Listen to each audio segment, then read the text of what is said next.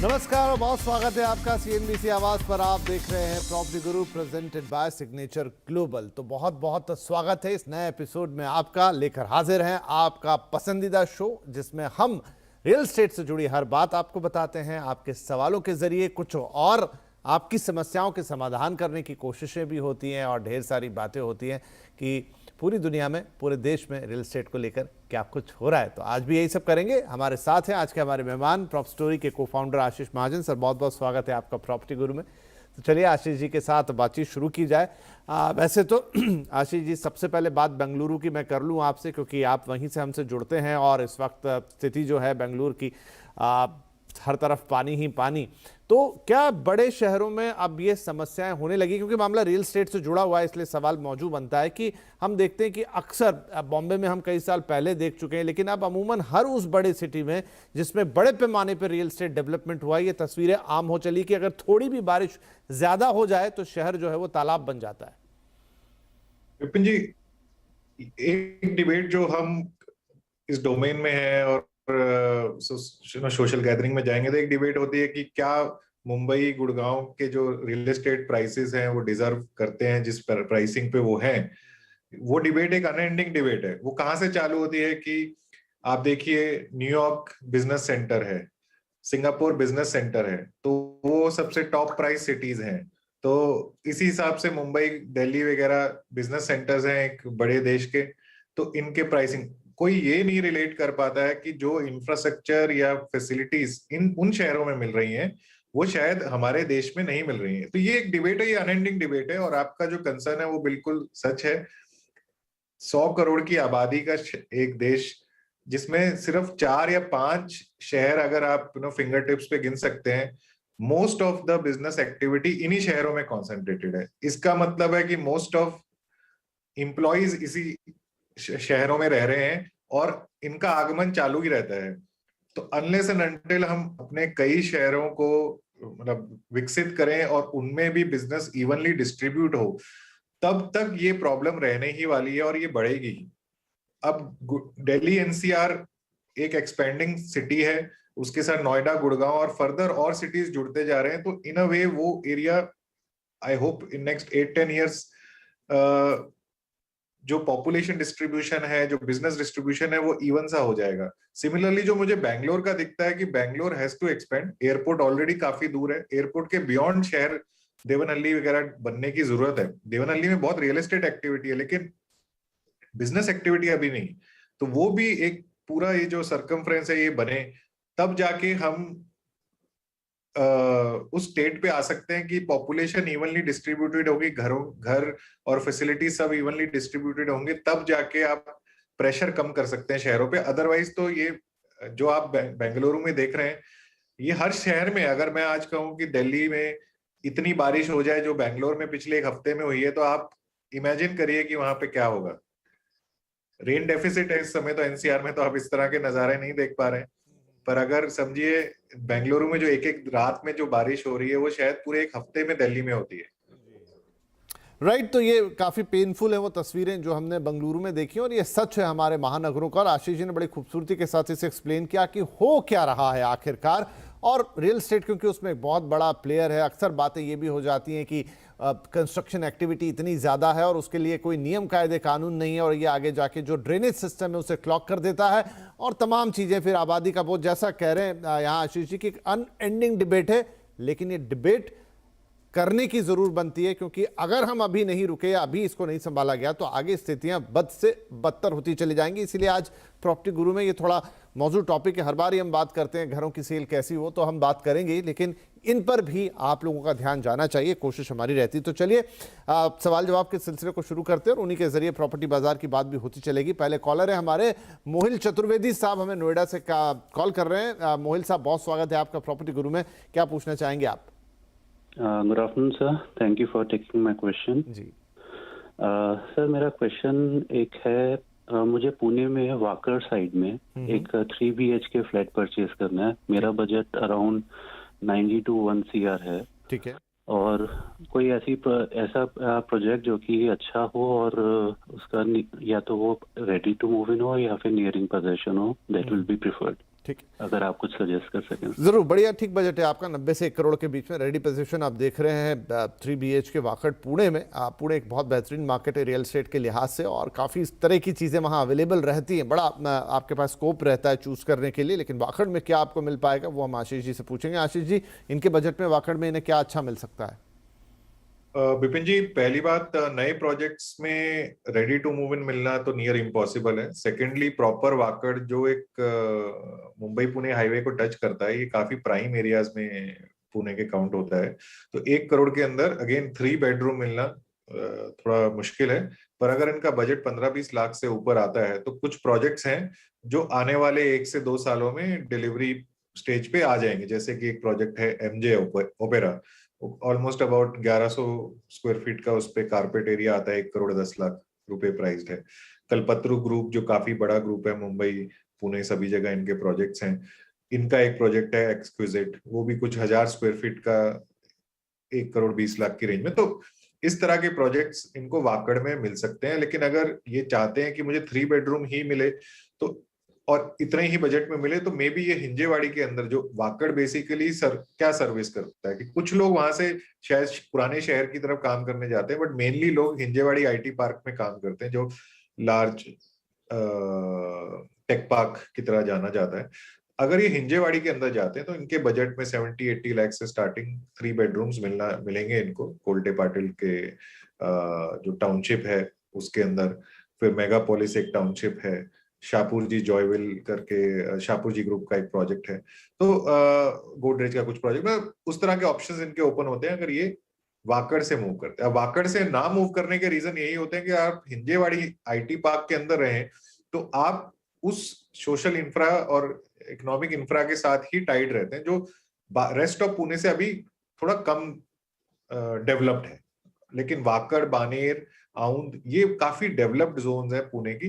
तो अगर इंसान चाहेगा, उसका बजट परमिट करेगा, तो वो इधर की तरफ ही रहना चाहेगा, ना कि IT पार्क के अंदर।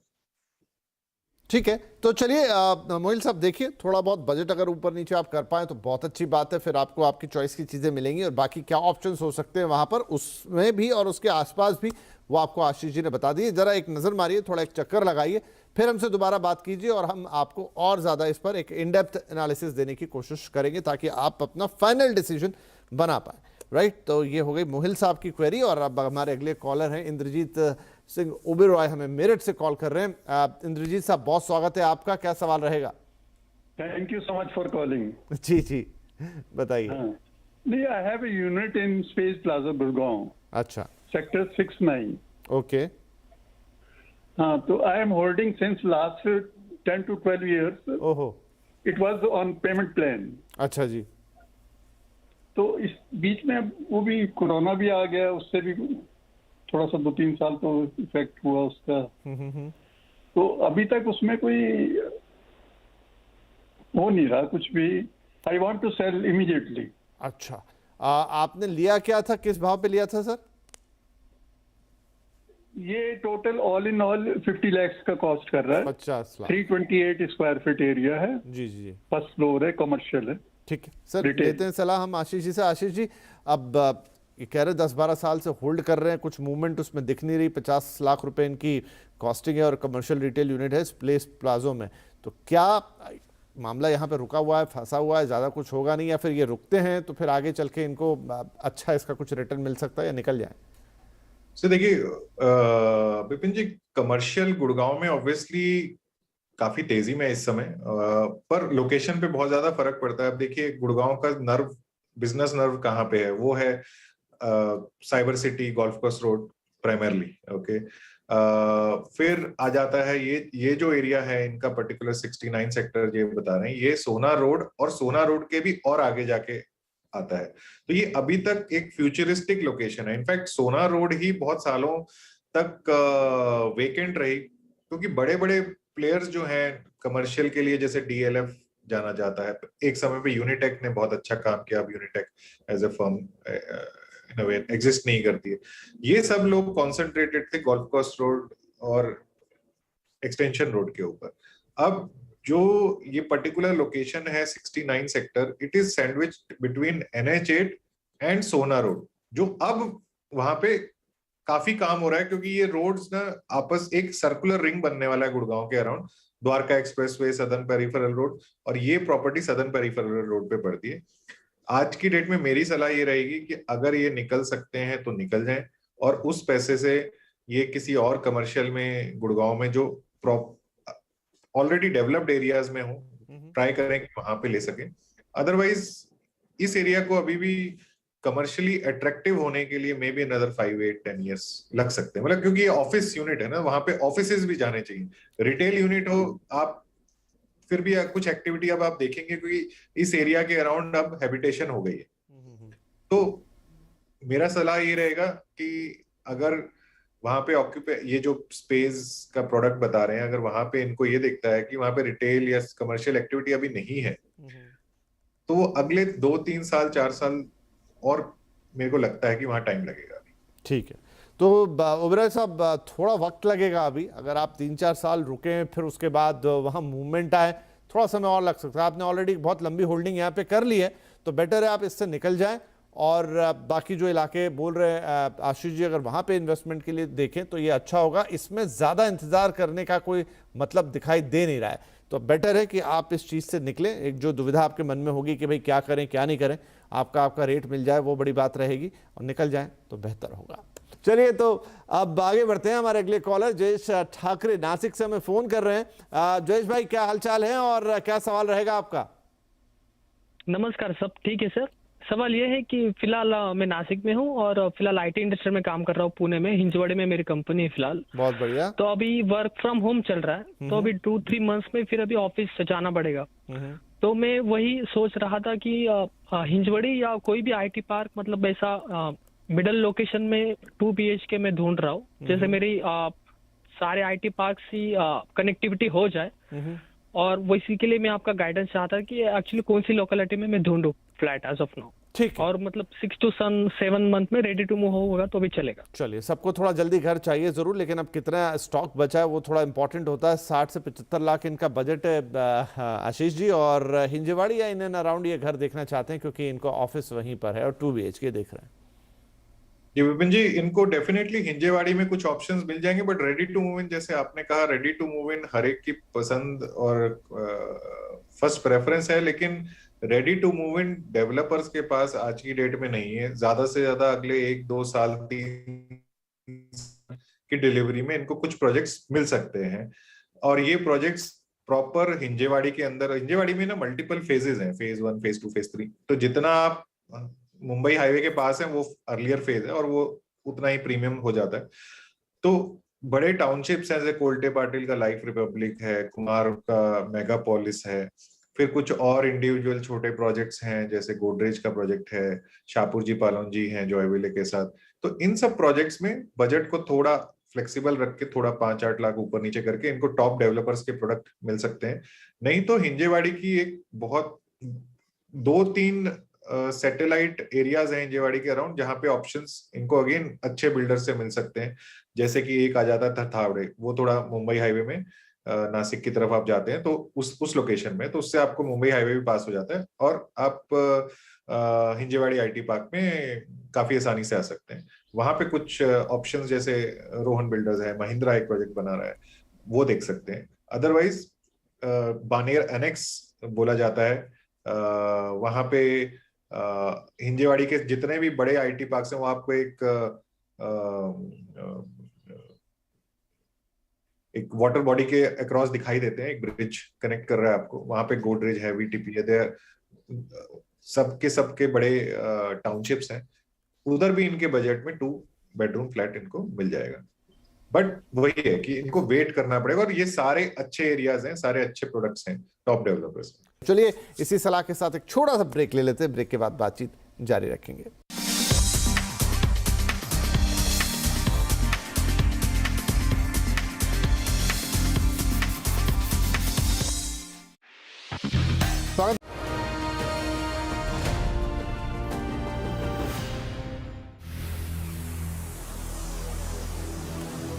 एक बार फिर से स्वागत है आपका सतीश धवन स्पेस सेंटर श्रीहरिकोटा से। मैं हूं आपके साथ विपिन भट्ट और इसरो की हमारी ये यात्रा जारी है। हमने आपसे कहा था कि अपनी सीट की पेटी बांध दीजिए, क्योंकि अब हम इसरो के यात्रा के उस हिस्से में आपको लेकर चल रहे हैं जहां पर बड़े बड़े स्पेस एक्सपीडिशन किए गए, यानी कि चंद्रयान भेजा गया, मंगलयान भेजा गया, चंद्रयान 2 की यात्रा हुई। तो आइए इसरो की इस पूरी कहानी को भी हम भी नजदीक से देखते हैं और समझते हैं कि कैसे इसरो ने इन बड़े एक्सपीडिशंस को अंजाम दिया। सबसे पहले चंद्रमा की तरफ जाएंगे चंद्रयान 1 में।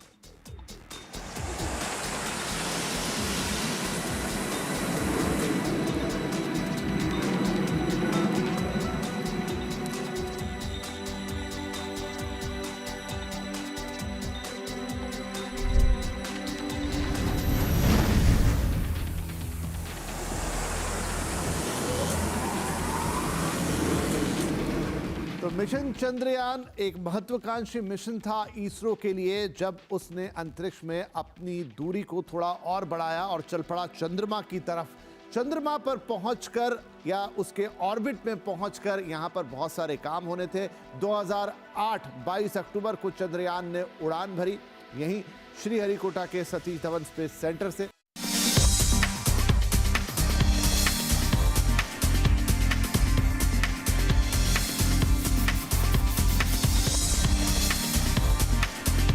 Welcome back. आप देख रहे हैं प्रॉपर्टी गुरु। हम दे रहे हैं आपके सवालों के जवाब। बात पूरी रियल एस्टेट मार्केट पर। आशीष जी हमारे साथ बने हुए हैं, तो चलिए इस सिलसिले को आगे बढ़ा लेते हैं। आशुतोष श्रीवास्तव बेंगलुरु से हमारे साथ फोन लाइन पर आ गए हैं।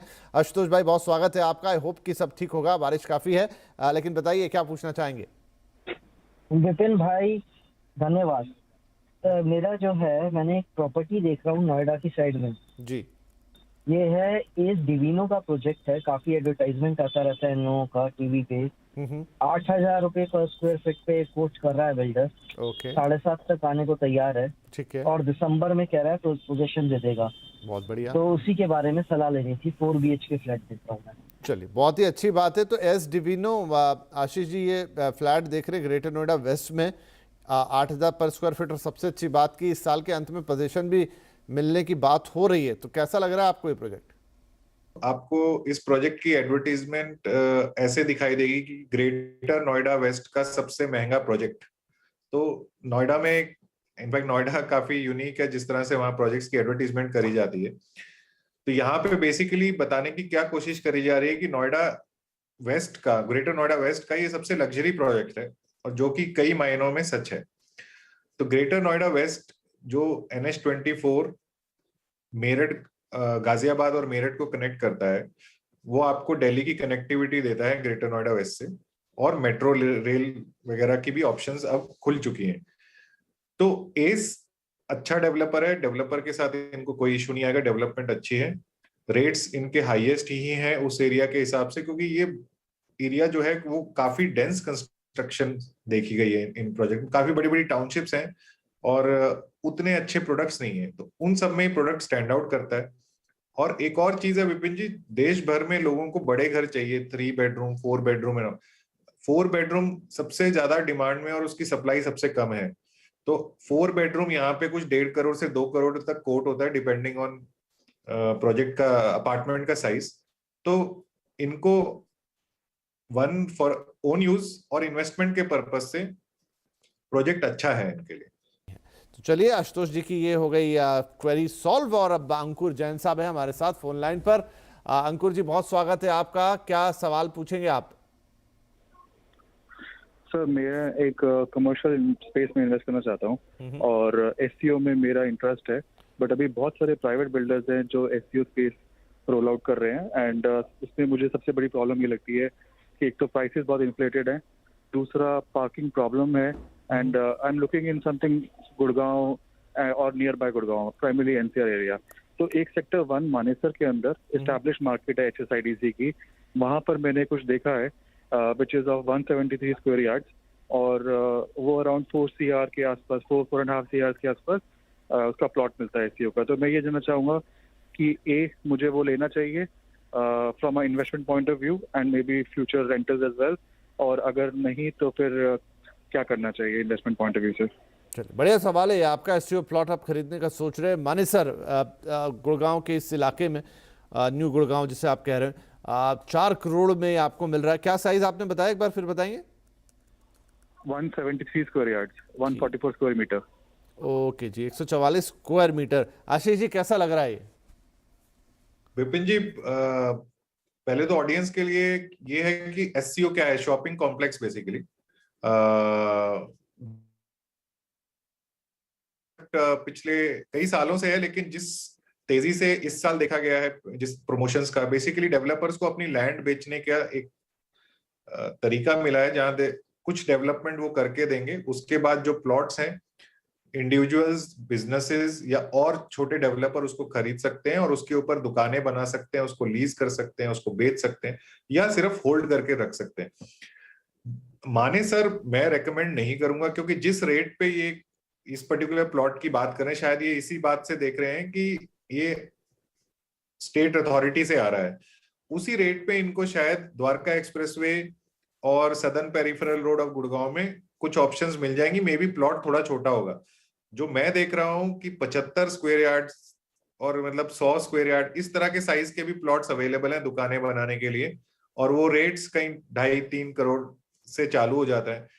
मेरा सिंगल पॉइंट ऑफ जो सजेशन, मतलब रीजन मैं इसको सजेस्ट कर रहा हूं कि द्वारका एक्सप्रेसवे या के अंदर जो पॉपुलेशन है और जो रेजिडेंशियल प्रोजेक्ट्स हैं या कमर्शियल प्रोजेक्ट्स हैं, अल्टीमेटली यही लोग आके शॉपिंग करते हैं। आपको आपका एससीओ प्लॉट जिस पे आप दुकान बनाएंगे वो उस कैचमेंट है। जो कैचमेंट है उसकी डेंसिटी, उसकी पॉपुलेशन और उसकी हैबिटेशन अभी और आने वाले सालों में गुड़गांव में ही ज्यादा रहने वाली है मानेसर से।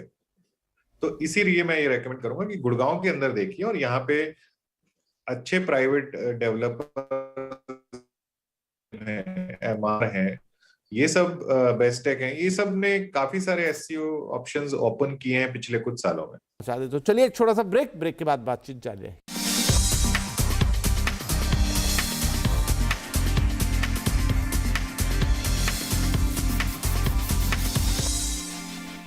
नमस्कार जी।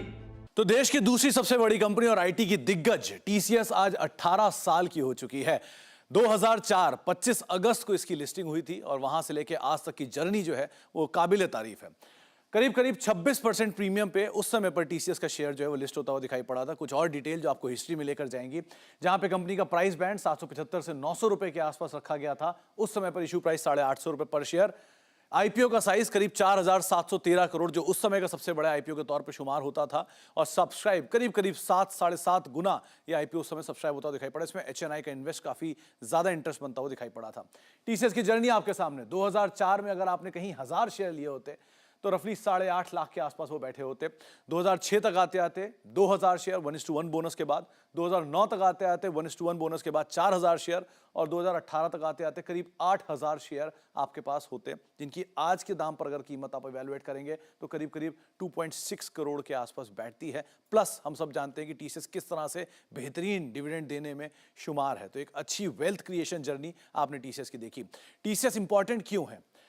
देश की सबसे बड़ी आईटी कंपनी, सबसे पहला और सबसे क्रूशियल पॉइंट, ये अपने बड़े नेक्स्ट पीयर से भी कहीं ज्यादा बड़ी है। ये देश की दूसरी सबसे ज्यादा मुनाफा देने वाली कंपनी है, जहां पर रिलायंस पहली है और उसके बाद अगर कोई नाम शुमार है तो वो टीसीएस का आता है। निफ्टी 50 के कुल मुनाफे का करीब 10% हिस्सा अकेला टीसीएस लेकर आता है, और इसके अलावा कुछ और इंपॉर्टेंट फैक्ट्स में करीब 5.25 लाख कर्मचारी अकेले टीसीएस के अंदर कार्यरत हैं। तो इस तरह के एक बड़े स्केल के साथ ये कंपनी कामकाज कर रही है। टीसीएस का साइज इस तरह भी आप समझिए कि देश की दूसरी सबसे बड़ी IT company Infosys, Wipro, HCL tech और टेक महिंद्रा, यानी कि निफ्टी की 4 आईटी कंपनी को अगर आप जोड़ देंगे तो अकेला टीसीएस की बराबर मार्केट कैप पहुंचता है, या उसके आसपास ही कहीं आता हुआ ये मार्केट कैप दिखाई पड़ता है।